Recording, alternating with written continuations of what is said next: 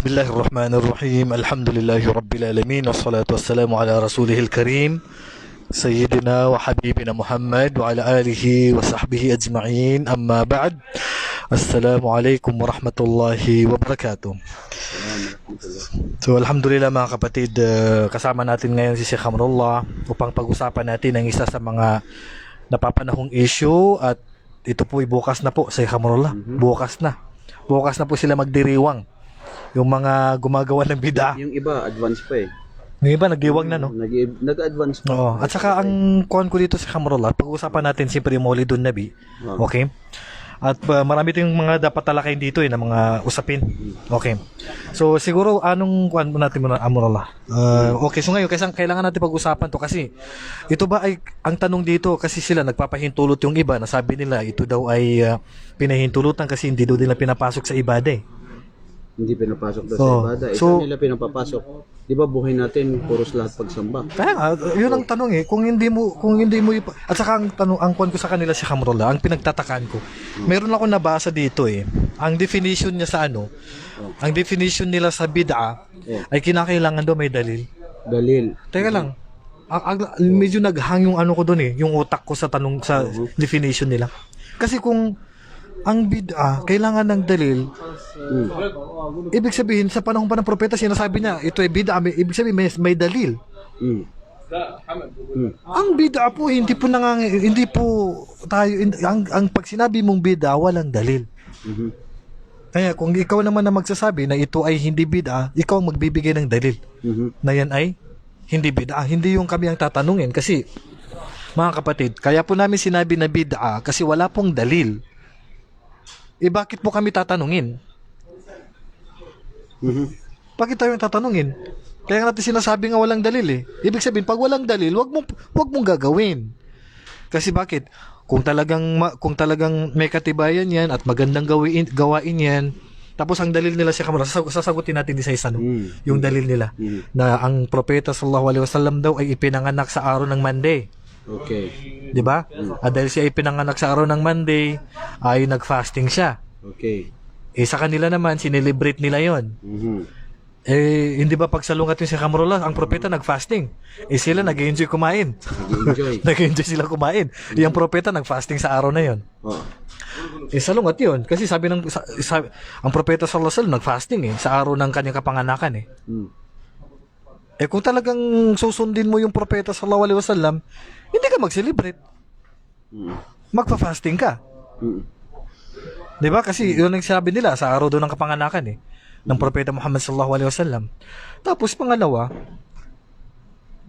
hindi naman natin pwedeng gawin yun kasi kaya nga tayo naghanap ng dalil kasi kung may napanood ako si Kamrullah. Kasi hindi na tayo magbabanggit ng pangalan kasi ayaw natin na kasi ang sasagutin lang natin yung mga dalil nila. Mayroon silang mga dalil na hindi daw matatawag na bid'a kasi daw ang ginagawa daw nila sa araw na yan ay nagbabasa sila ng Quran, nagdidikir,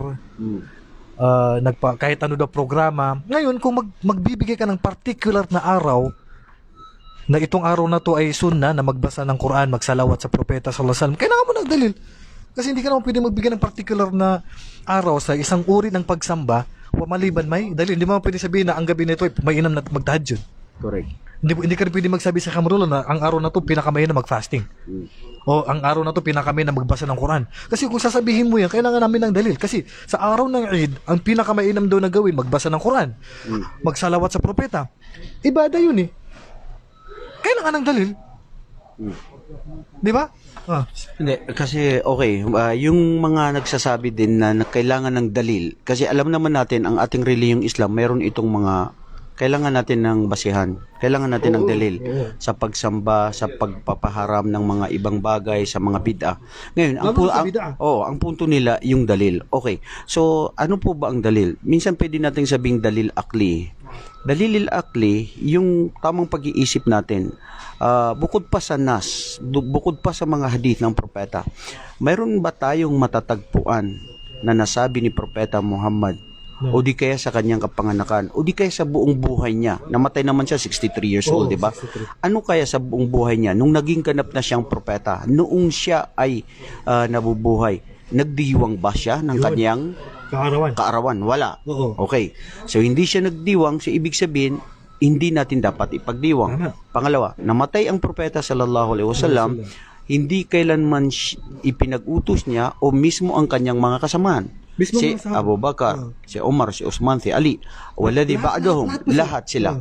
So lahat ng mga yaon, hindi nila napagbatid na ito ay itinuro ni propeta o sinabi ni propeta sallallahu alaihi wasallam. Bakit?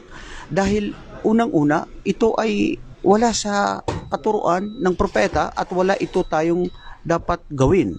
Nandoon tayo sa punto na sinasabi natin na pwedeng magbasa ng Quran. Pero ang pinakapunto, bakit ginagawa mong specific na doon ka lang magbabasa sa mga araw na yon, sa mga gabi na yon? Bida yun. Di ba? Oo. Kasi pagtataksis ng isang uri ng pagsamba sa particular na araw, bida yun. Hindi ko Correct. pwede magtaksis eh. Okay. Ang sabi kanina ng sheikh namin, tinanong ko pagpatungkol dyan, sabi niya, kung halimbawa ang imam o kahit sino sa atin, ngayon, sa mga araw na ito, ikwento niya ang talambuhay ni propeta sa masjid o sa madrasa, sa isang mga seminar, walang problema. Kasi, siyempre, yung mga karamihan tao, wala silang alam patungkol sa propeta, kapanganakan niya, buhay niya, at ito kasama ito sa kalaman. Pero ang mahirap at ang punto rito, yung pagtaksis mo, at pangalawa, yung ginagawa ng iba na nagsasayawan, nagkakainan, nagtatambol, nagpapatunog, nagiiyakan, yung iba, siniselebrate nila. Yung punto na sinabi mo kanina, na ang propeta sinelebrate naman niya kasi makikita natin siya ay nag-ayuno. Okay. Ano po ba ang pag-ayuno? Ang pag-ayuno ay uri ng pagsamba sa Allah. At hindi mo pwedeng sabihin na ito ay selebrasyon kasi ang alam natin sa selebrasyon ay kumakain tayo. May mga handaan, may kasiyahan. Ang propeta sallallahu alaihi wasallam, nag-fasting lang 'yun. So, alam mo, very simple lang. Ang sa akin lang, Sheikh Rashid, very simple. Bakit natin papahirapan ang ating sarili sa mga bagay na hindi ginawa ng propeta? Tama. Kung mahal natin ang propeta, sapat na nasundin natin ang ginawa Yun ang niya at panindigan nila eh. utos niya. Kasi kabilang doon sa pagmamahal sa propeta sallallahu alaihi wasallam yung pag-celebrate. Okay, ako mauna lang ako magsagot sa kanila. Meron ang dalil nila, qul bi fadlillah wa bi rahmati fa bidhalika falyafrah. Dalika khairum mimma yajma'un. Ang dalil nila, ang ibig daw sabihin ng aya na to ay sa kapanganakan ng propeta. Kapanganakan ng propeta? Anong tafsir? Ang tanong ko, saan sa tafsir ni Jarir Tabari, tafsir ni Imam Al-Qurtubi, tafsir ni Ibn Kathir? Tinafsir ba nila na ang tinutukoy dito sa aya na to ay kapanganakan ng propeta sallallahu alaihi wasallam? Ang tinutukoy po sa aya, unang-una, ang aya na to ay binabasa sa mga kufar. Nasabihin mo sa pamagitan ng Islam at sa pamagitan ng Quran na ginabayan sila ng Allah subhanahu wa ta'ala, diyan sila dapat magsaya. Correct. Kaysa naman magsasaya sila sa makamundong mga bagay. Pero wala doon sa tafsir na ang tinutukoy sa aya na to ay ang pagpanganak sa propeta. At minsan, kung sasabihin natin pagsiselebrate, taliwas. Alam mo siya kung bakit hindi taliwas. Kasi ang pagiging taliwas niya, namatay si propeta sallallahu alaihi wasallam bi ijma'il ulama Yaumul Ithnain. Namatay siya. Yaumul Ithnain, Ithna Ashar. Tapos, sa Shahr Rabiul Awal. So, ibig sabihin, namatay si propeta sallallahu alaihi wasallam sa pagkakaisa ng mga pantas sa araw ng Yaumul Ithnain, sa Ithna Ashar ng Rabiul Awal. Kung ito ang pagsiselebrate ninyo, taliwas ito kasi namatay ang propeta sa araw na ito, tapos parang siniselebrate nyo, nakapanganakan niya. Narinig ko yung sumagot. Anong sabi may niya? kapatid yung sumagot na katribo mo. Ang sagot niya, wag niyong hatulan yung puso namin. Kasi hindi naman namin sineselebrate yung kamatayan niya eh. Ang sineselebrate namin yung kapanganakan niya. Anong masasabi mo doon? Wag niyo daw hatulan. Kasi ang puso, kahit na daw nagkaisang mga ulama na namatay siya, pero hindi daw nila sineselebrate yung kamatayan niya. Okay. Yung kapanganakan pa rin daw niya. Alam mo, ang sa atin lang naman is, ang Islam is only to convey the message. Ang sa atin lang, wa maalay na ilal balagul mubin. Tama. Hindi kami naghuhusga. Hindi namin alam na anong nasa puso nyo. Bawat na puso ng bawat isa lang nakakaalam niyan. Tanging ang Allah, ang Jibril Punto pati natin yung pag-celebrate nila. Ang punto doon, yung pagdiriwang ninyo na ito ay kailanman hindi ginawa ng propeta. Sabi nyo, anong masama? Magpapakain, magsiselebrate, ganyan. Magsadaka daw, magbasa ng Magsadaka. Quran, magsalawat. Bakit kasi ginagawa sa araw na yan? Kaya nga eh. Kasi parang ito ay pagpapa-tashabulil kufar. Tashabuli haulae katulad ng mga Kristiyano na ipinagdiriwang nila si Isa na si Jesu Cristo sa 25. Mahal din Mahal din nila yun. So, dahil sa pagmamahal na yun, ito ba ay ang tanong, hindi nga ito pinag-utos din ni Isa na i-celebrate niya yung birthday ko, yan gumawa lang ito mga disipulo niya o so ngayon tayo, bakit natin gagawin yun? Parang ito pagpapalhin tulad na katulad sa kanya. Very simple. Pangalawa, tignan natin sa history, kailan ba at sino nagpasimula dito sa pagdiriwang ng birthday ng propeta sallallahu alaihi wasallam? Lumabas lang ito. Kasi kamar bago mo sagutin. Yung Ano sabi nila? katribo mo pinakinggan ko eh. Ano sabi niya? So sabi niya, hindi daw nagpasimuno ang Fatimiyya. Sa panahon pa daw ng propeta nag-start. Na ano daw dalil? Whatever. Pero ito ang sabi ni Sheikh Bimbas, si Sheikh Albani, Ibrahim, Ali Sheikh, anong ang sinabi nila dito? Bid'a talaga ito. Kasi ano ba ang bid'a?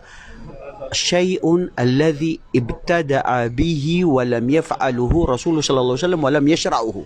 Bagay na ito ay pabago sa relihiyon na hindi ginawa ng propeta sallallahu alaihi wasallam. Ang buhay natin dito sa mundo, hatta yakun ashal yani indahum hiya ta'abbud lillah bima lam yasra'uhu Allah wala Rasulullah sallallahu alaihi wasallam. Dawa, very good. Hindi ito ipinahintulutan ng Islam, hindi pinahintulutan ng propeta sallallahu alaihi wasallam. Tapos bakit natin ito gagawin? 'Di ba? Pag-aaksaya ng panahon, pag-aaksaya ng pera at papabago sa relihiyon at hindi ko alam bakit nila ginagawa 'yun. At ito nga 'yun, ang nagpasimudo daw dito sa Daulat Fatimiyya sa si Al-Hakim Arbil at siya ay si Al-Malik Al-Muzaffar bin Sa'id Al-Kawkari na ito ay sa Shimalul Iraq. Siya yung nagpasimula doon. Tapos dumating na, sumunod na itong mga sa Egypt, sumunod na itong mga iba dito. Alam mo, subhanallah, very simple lang ito. Kung mahal natin ang propeta sallallahu alaihi wasallam, sundod natin ang sunod, ang utos niya. Hindi ko alam. Hindi ko mag-gets talaga. So, nagbibigay pa sila ng mga dalil na mula sa mga ulama doon na nag-celebrate. Okay, yung kanina sinabi mo. At yung iba nagsasabi, alam nyo ba na marami nagsiselebrate ng mga Muslim sa buong mundo? Majority. May nagsin pa 95% daw. Okay, sabihin pa natin 100%. Dagdagan na natin. Ganyan yun eh. Bakit? Ang pinagbabasihan po ba natin sa tama ay ang sa dami ng tao? Ilan kaya ang nagdarasal sa masjid? Pangalawa, kung yan ang pagbabasihan natin sa dami, mas marami ang hindi naniniwala sa Allah. Mas marami ang gumagawa ng mga kasamaan. Mas marami nang ayaw nila sa Islam. Tingnan mo yung mga Muslim sa hindi dalil natin na marami ang gumagawa nito, so kailangan sundin natin. Hindi ang basihan sa Islam kung sino yung marami.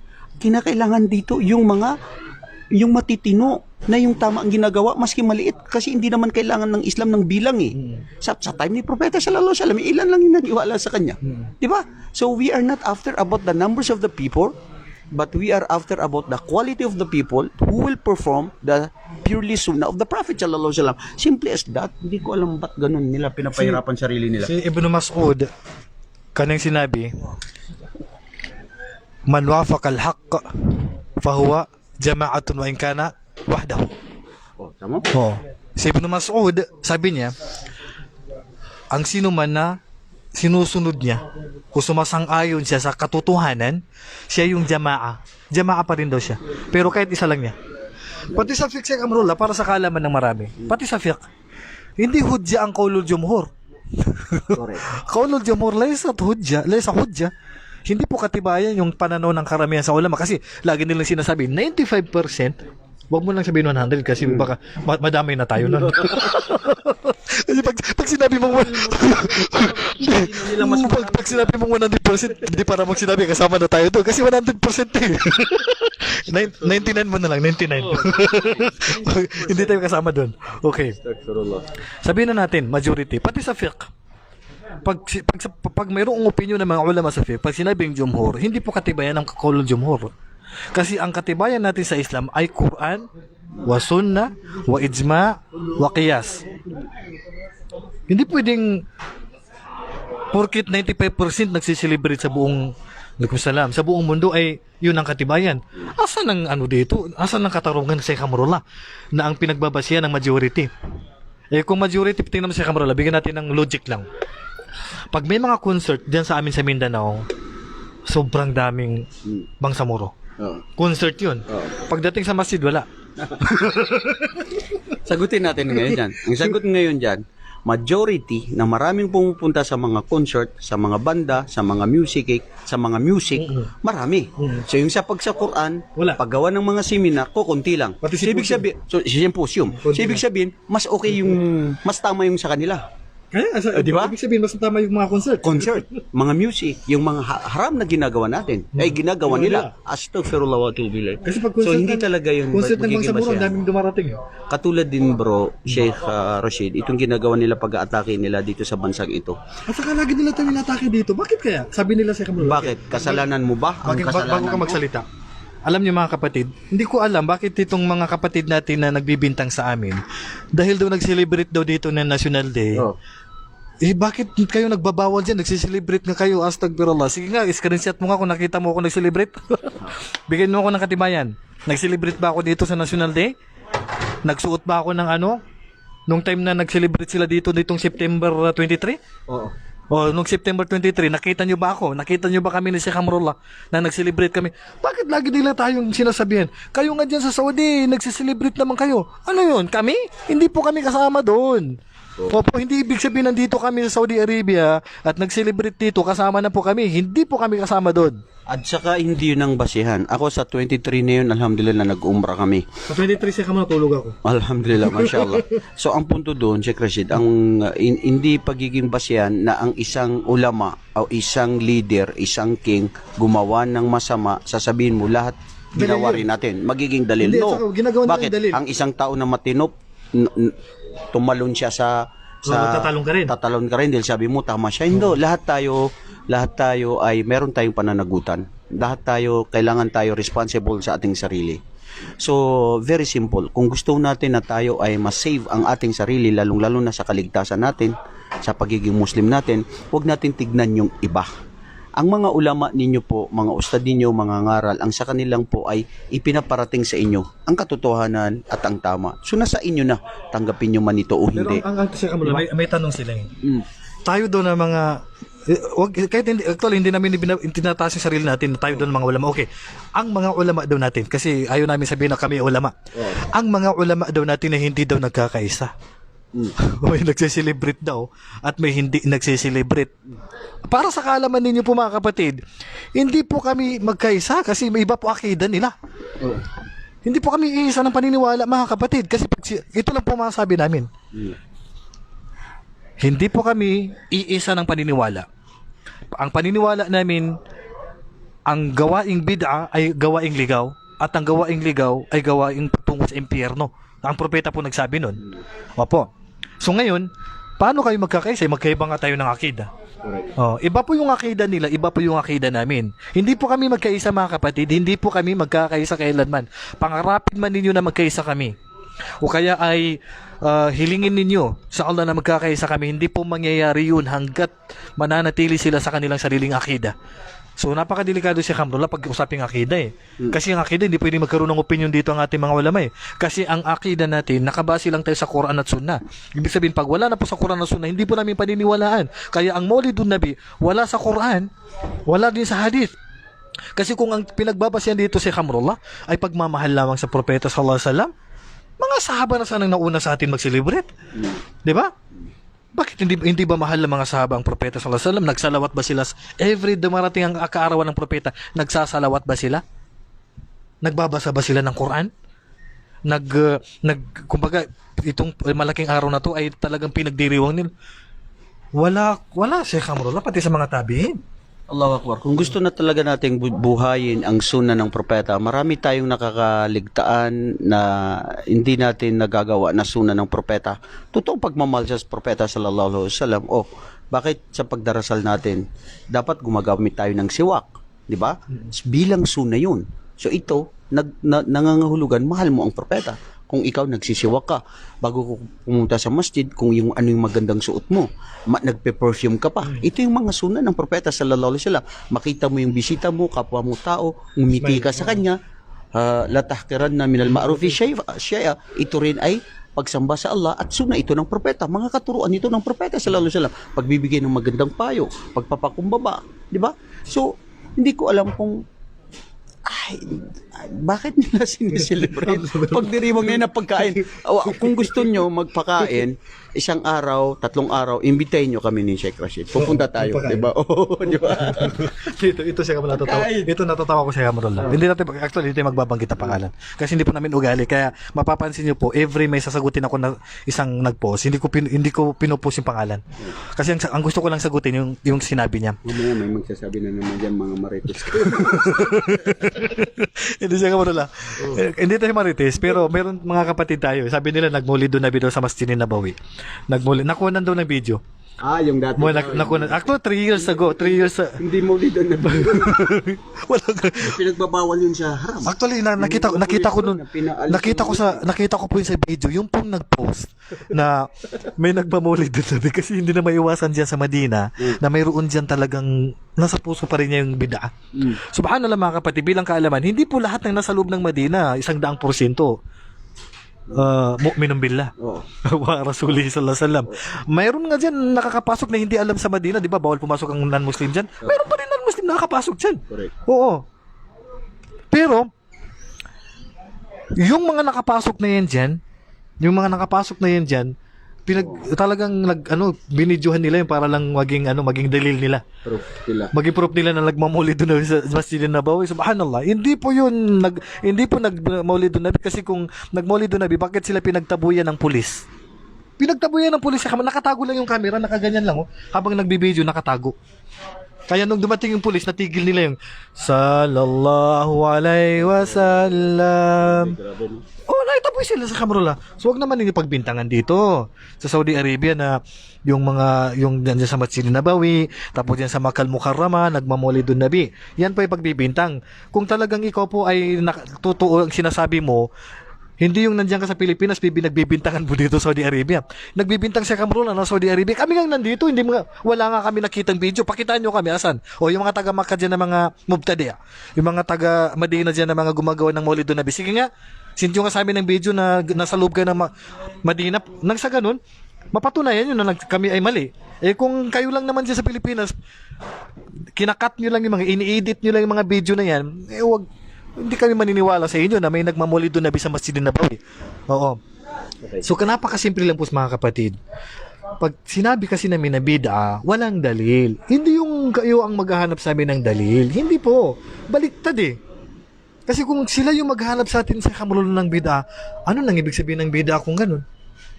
Imagine mo sa Kamrullah, kung tayo ang hahanapan ng dalil, na kinakailangan bigyan nyo kami ng dalil na ang Maulidun Nabi ay haram, so anong mangyayari niyan? Kasi sila yung naghanap ng dalil. Ano palang hahanapin natin ngayon? Ibig sabihin, ang nagpahintulot at nagbawal ay parehong dapat hindi ko alam ang gulo. Hindi kasi simple lang yan Kung sinasabi yung dalil na kailangan nyo, una, makikita natin ang dalil ay hindi nga ginawa ni propeta. Hindi pinag-utos ng mga sahaba. Walang gumawa. So bakit natin gagawin? Ngayon, kung maghahanap ka na itry mo sa sarili mo na gagawa ka ng dalil, idalil natin pag nag-celebrate ka, tashabulil kufar. Una yun.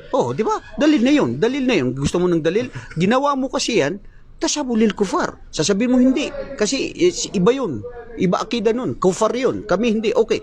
Anong sinabi ng propeta? Man tashabah biqawmin fahuwa minhum. Di ba dalil yun?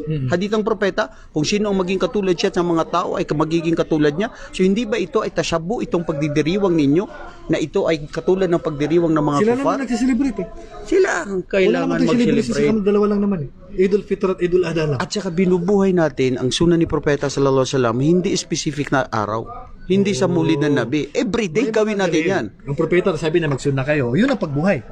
Pag ito sa Yomul Jum'ah, katulad kahapon, na ang sunna ay madalas na pagsalawat. Every Jum'ah yun. Pero yung magbibigay kasi Kamrullah ng particular na araw, na sa araw ng kapanganakan ng propeta ay dapat dalasan daw yung pagsalawat, dalasan yung pagbabasa ng Quran, dalasan yung pagsasadaka. Dalil. Kasi hindi ka pwedeng magbigay ng isang ibada, hindi ka pwedeng magbigay ng particular o special na araw o oras na sa araw na to ay pila ka mainam ay gagawa ka ng ganito maliban may dalil kasi ibada yan si Khamrullah. Al-aslu fil ibadati tawqifiyya. Ang aslu fil ibada ay hindi mo pwedeng gawin hanggat walang dalil. Ngayon, dahil ang pagmamahal sa propeta, pagbabasa ng Quran, pagsasalawat sa propeta sa araw na yan, ibada eh. Hindi mo pwedeng ipasok yan sa ibaha. Mubah ba ang pagbabasa ng Quran? Ang pagsasalawat sa propeta, mubah? Ano bang definition ng mubah? Ang mubah hindi ibada. Ang kadalas sa mga mubah gawaing makamundo lang si Khamrullah. Pero pagbabasa ng Quran hindi gawaing makamundo yan, ibada yan eh. Kasi man kara harapan min kitabil palaw ashra. So bawat isang letra may isang 10 gantimpala. 10 hasana, palaw ashra hasana. So pag nagbasa ka sa araw na yan, sa Maulid bin Nabi, kailangan ko ng dalil si Khamrullah. Katulad sa Juma, ang sunnah, magbasa ka ng Suratul Kahf kasi may dalil. Kung sasabihin ko na ang pinakamainam sa araw ng Juma ay magbasa ka ng ganitong Suratul Ikhlas, kailangan ko ng dalil si Khamrullah. Subhanallah. Hindi pwede yun. Tama, correct. To be short, para at least dito lang tayo pwede natin iksiyan ng ating pagbabahagi ngayon dahil alam natin mga araw na ito na isi-celebrate ng mga bukas na, mag-celebrate bukas isang araw, ilang pag-celebrate nila mga nag-advanced pa. Kung totoong mahal natin ang propeta sallallahu alaihi wasallam, sapat na itong lagi natin buhayin ang kanyang sunnah. Yung pagsabi natin ng sallallahu alaihi wasallam, Allahumma salli ala Muhammad wa ala ali Muhammad. Araw-araw yan, lalo sa Friday, di ba? Lalo na sa Friday. Magpakain sa mga tao araw-araw, magbigay. Wag tayo maging pamarehas sa iba na hindi ito kailanman ito ay isinagawa, pinahintulot ng propeta sallallahu alaihi wasallam. Pero ang sinasabi nila na doon pa daw sa masjid noon na ginaganap, yung mga ganyan, hindi natin magiging basihan na tama na yun. Tama sila dahil sinelebrate nila sa masjid. Kung may kasalanan yan, at least tayo na ibigay natin ang dapat sa mga tao na umiwas at huwag makisama at sa mga gumagawa din ng mga ustad o mga ulama o anumang mga sinong mga gumagawa niyan, katakutan po natin ng Allah. Huwag natin gawin ng mga bagay na lumalagpas tayo na hindi kailanman ito pinahintulot. Sabi doon lang kasi may iba't iba doon bid'ah. Di bang sinabi ng propeta lahat daw? Kung kukunin mo yung mga lahat ng mga bid'ah hasana at saka bid'ah sayyi'ah, hindi. Okay mga kapatid, sabi nila, ang bid'ah daw ay may bid'ah hasana, bid'ah madmuma, may bid'ah manduba, mustahabba, bid'ah makruha, bid'ah muharrama. Ang dami nilang, samantala ang propeta sallallahu alaihi wasallam sinabi niya, kullo. Ano ibig sabihin ng kullo si Khamrullah? Lahat to ng bid'ah. Walang exemption si Khamrullah. Kullo. Posible naman sila makaintindi ng Arabic. Hindi po kami magaling mag-Arabic, hindi po kami expert mag-Arabic. Pati mga khaddama, pati mga bagong pasok dito sa Saudi Arabia, alam nilang salitang kollo. Pag sinabing kollo, mafi istisna, walang exemption. Tapos ito pang pinakaano sa Khamrullah. Sabi nila, puro na lang daw tayo bid'ah. Bihira lang naman kami nagsasabi ng bid'ah. Subhanallah, hindi po kami kollo yung bid'ah. Talaga may mga particular na araw lang po kami nasasabi na bid'ah po kasi halimbawa tulad ng mga Teachers Day. Ilan lang naman sa Khamrullah, di ba? Yung mga araw na yan naman nabibilang, mga Teachers Day, New Year, Anniversary, Holidays. Kung kunti lang naman yan. National Days. So, mas marami pa yung araw na parang killjoy tayo yata, sabi nila. Yung pag-killjoy na yan, hindi, yung sabi nilang bakit yung mga National Day, mga ginagawa nilang mga National Day celebration, okay, yung sinabi mo, makamundong bagay. Ang problema kasi itong celebration sa kapanganakan ni propeta, hindi ba pagmamahal ito sa propeta? So ibada ito. At saka kasi Khamrullah, so kung gagawin mo yun, yun ang pabago. Al-Qaeda, al-aslu fil a'yad kadalik tawqifiyya. Dahil ang dalil likulli qawmin wa hada iduna. Ibig sabihin, ang dalil na ito ay ang original sa mga a'yad, mga piyesta, malalaking araw, taon-taon sineselebrate, ay ang asal niya ilmana. Kasi yun ang sinabi ng propeta yun na likulli qawmin ida. Wa hada iduna, sabi niya kay Abu Bakar. Ibig sabihin, hindi pwedeng may Eid pamaliban sa araw na to. Kasi kung titignan lang natin sa Islam, hindi natin pagbabasyan yung isang dawla, isang amir, isang ulama gumawa. Hindi pwede maging dalil yung alim. Hindi pwede maging dalil yung mga tao o majority. Hindi pwede maging dalil yung very good, pinuno o yung bansa na Muslim country. Hindi po dalil yun. Correct. Nakakapanghinayang man na sinasabi natin na itong ganito ang nangyari dito. So sa araw ng paglilitis, sa araw ng paghukom, lahat tayo lilitisin ng Allah. At least tayo, absuelto tayo. Ya Allah, sana ay tanggapin mo itong mga pagtuturo namin, pagbibigay ng pagpapaalala sa mga tao. At kami rin, alam natin, Sheikh, nagkakasala tayo. Lahat tayo nagkakamali. So, kailangan natin na magtauba. Hindi sabihin, nakikita nyo kami dyan, tapos akala nyo na, nandun na kami sa pagka magagaling. No, never. A'udhu billah. Hindi natin alam sa araw ng paghukom, lahat tayo, uhusgahan tayo ng Allah, titignan kung sino yung matotoo sa kanyang pagsamba, sa kanyang puso, sa kanyang mga gawain.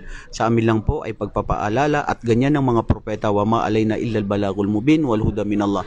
Ang sa mga propeta, mga ngaral ay ang iparating lang ang tamang katotohanan. Nasa tao na yun kung tatanggapin nila o hindi. At least kahit papaano sa araw ng paghukom, may paglilitis. So bawat isa, huwaladi yahkumuna fima kunna nakhtalifu fi hadil haya. Siya ang Allah ang maglilitis sa bawat isa sa atin sa anumang mga hindi natin pinagkakasunduan dito sa mundong ito.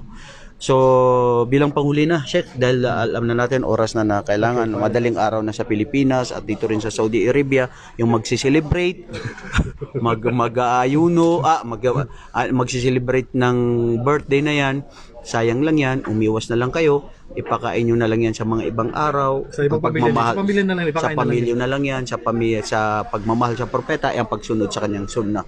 Jazakumullahu khairan, barakallahu fikum. Okay, so panghuli po para sa akin, alam niyo po mga kapatid, napakahirap pong i-correct, ituwid po ang gumagawa ng bid'a. Sabi nga ni Sufyan al-Thawri, ang pagtutuwid sa maksiya ay mas madali. Ang pagtutuwid sa kasalanan ay mas madali kaysa gumagawa ng bid'a. Kasi ang gumagawa ng bid'a ay alam niya sa sarili niya siya ay correct. Yun ang mahirap. Yun ang mahirap. Siya ay correct, may dalil, may katibayan, may panindigan, may stand. Hindi niya hindi tutumbayin sa kamera lang. Kasi alam niya correct siya. Pero ang gumagawa ng kasalanan, alam niya mali siya. Alam niya haram yun. Alam niya haram yung alak, alam niya haram yung ano. Pero yung gumagawa ng bid'a, hindi niya kailanman ipapatumba yun. Kaya mahirap talaga. Sa amin lang po, nagpaparating lang po kami. Ngayon, kung ayaw pong, kasi tayo na sa social media, di ba? So, dahil tayo yung pinagkaluban ng Allah, na tayo nakakapagdakwa dito sa social media, so gagawin namin ng aming makakaya na maparating namin sa lahat ng nagpi-Facebook kung ano ang tama at mali at kung ano yung bida para makaiwas sila. Pero, Sa kanila sa kanila na yun. Pero, nasa kanila tatanggapin nyo, hindi. Pero hindi po nangangahulugan na kami po yung pinakamaalam. Marami pong maalam sa amin ni si Hamrullah na hindi po nagpi-Facebook. Napakadami. At hindi po mabilang. Tahimik lang sila. Sadyang kami lang po yung nagsasalita dito. Kaya part natin, dahil tayo yung pinagkaluban ng Allah, nandito tayo sa social media, so tayo yung nagpaparating ng katotohanan. Okay, tayo ba yung magiging dahilan na pagkakawatak-watak nila? Hindi po. Normal na po yan. Na talagang hindi na po talaga nagkakasundo. Sa masjid pa lang watak-watak na nga eh. 'Di ba? Sa masjid pa lang konti lang makikita niyo, watak-watak na. Sa masjid pa lang konti lang nagsasala. 'Di ba? Sa kabilang buhay tatakbuhan ng bawat isang kamag-anak niya, nanay niya, tatay niya. Yawma yafirul mar'u min akhi wa ummihi wa abi wa sahibatihi wa bani. So bawat isa tatakbuhan. Dito pa lang hanggang sa kabilang buhay magwawatak-watak po tayo doon. Ang mahalaga po, wala pong magliligtas sa iyo kundi sarili mo lang. Correct. Yung pagsamba mo, yung sarili mo, hayaan mo nang watak-watak. Yun. Magkawatak-watak man, ang mahalaga, gumagawa ka ng kabutihan, iniwasan mo yung mga ipinagbabawal. Ganun lang po kadali. Huwag mo tingnan yung mga tao. Huwag mo titingnan yung mga tao. Dalasan mo lang pag-alala, pagsamba sa Allah, at pagsunod sa sunnah ng propeta, kahit na magwatak-watak yung mga tao, ang mahalaga nandiyan ka sa Quran at sunnah. Wala kang pakialam sa kanila kung iba't iba paniniwala. Ganun lang. Kahit ikaw lang magsala sa masjid, wala kang pakialam kung hindi sila nagkakasundo. Ang mahalaga, sumunod ka sa Quran at sunnah. Ganun lang po kadali. Okay, alhamdulillah. So hanggang dito na lamang. Wallahu a'lam. Wa sallallahu ala nabiyina Muhammad wa ala alihi wa sahbihi ajma'in. Assalamualaikum warahmatullahi wabarakatuh. Alhamdulillah.